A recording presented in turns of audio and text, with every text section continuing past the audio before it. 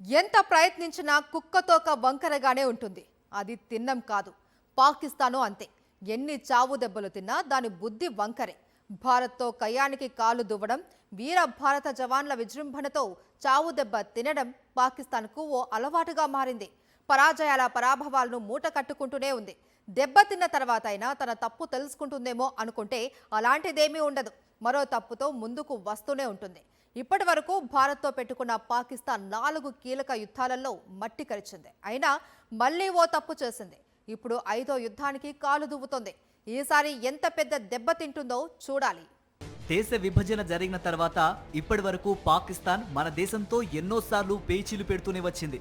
ఎన్నోసార్లు ఘర్షణ వాతావరణాలు నెలకొన్నాయి. ఉగ్రహింసను ఎగుమతి చేయడమే అజెండాగా పాక్ పావులు కదిపింది. ఈ క్రమంలో రెండు దేశాల మధ్య పూర్తి స్థాయిలో యుద్ధాలు వచ్చాయి. ఇంతవరకు 4 యుద్ధాలు జరిగితే 4ంటిలోనూ భారతదేశం సింహ గర్జన చేసి విజయ కేతనం ఎగురవేసింది. రెండు దేశాల మధ్య 1948లో మొదట యుద్ధం జరిగింది. స్వాతంత్ర్యం వచ్చాక వందలాది సంస్థానాలు తమకు నచ్చిన దేశంలో విలీనమయ్యాయి. ఈ క్రమంలో జమ్మూ కాశ్మీర్ సంస్థానాన్ని ఎలాగైనా తమ దేశంలో కలుపుకోవాలని పాకిస్తాన్ భావించింది.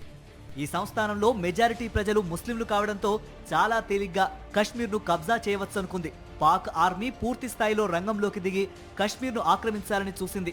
అయితే భారత ఆర్మీ దూకుడు ముందు పాకిస్తాన్ నిలవలేకపోయింది. కశ్మీర్ సంస్థానంలో 2/3 ప్రాంతం భారత్లో విలీనమైంది. 3వ వంతు భాగం పాక్ ఆక్రమిత కశ్మీర్గా ఉంది. 1965లో పాకిస్తాన్ ఆపరేషన్ జిబ్రాల్టర్కు తెగబడింది. కశ్మీర్లో భారత ప్రభుత్వానికి వ్యతిరేకంగా తిరుగుబాటు లేవదీయాలన్నది పాకిస్తాన్ లక్ష్యం. ఈ క్రమంలో పాక్ పెద్ద ఎత్తున ఆర్మీని రంగంలోకి దించింది. పాకిస్తాన్కు బుద్ధి చెప్పడమే లక్ష్యంగా భారత ఆర్మీ కదం తొక్కింది. భీకర యుద్ధం జరిగింది. అమెరికా, సోవియట్ యూనియన్లు రాజీ కుదర్చడానికి ప్రయత్నించే సమయానికి భారతదే పైచేయి. 17 రోజుల పాటు జరిగిన యుద్ధంలో భారత్ విజయకేతనం ఎగురవేసింది.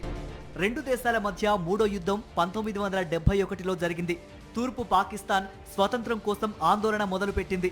ఈ ఉద్యమానికి భారత్ మద్దతు పలికింది. ఈ సమయంలో పాకిస్తాన్ ఉద్యమాన్ని ఉక్కుపాదంతో అణచివేయడానికి ఆర్మీని రంగంలోకి దింపింది. భారత సైన్యం త్రివిధ దళాలతో యుద్ధ భూమిలోకి ఉరకడంతోనే సీన్ మారిపోయింది.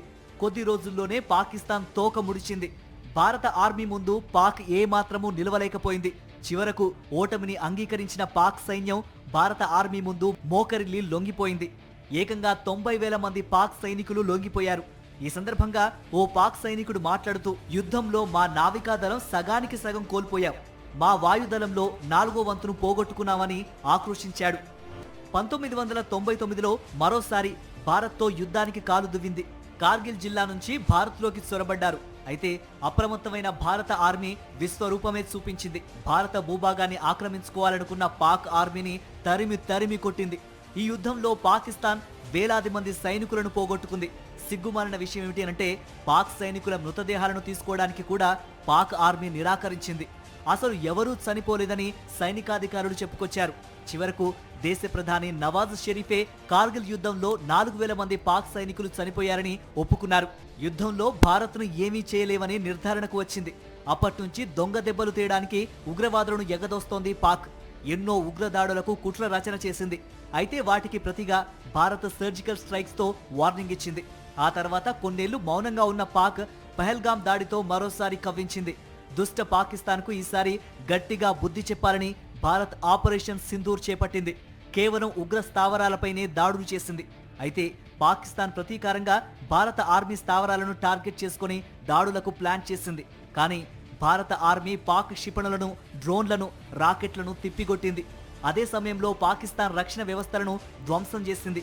పాక్ మరింత మొండికేస్తే భారీ యుద్ధానికి భారత ఆర్మీ సిద్ధంగానే ఉంది. ఈసారి యుద్ధం పూర్తి స్థాయిలో జరిగితే మాత్రం పాకిస్తాన్ కొన్ని దశాబ్దాల వరకు మర్చిపోలేని విధంగా చావు దెబ్బ తినడం ఖాయం.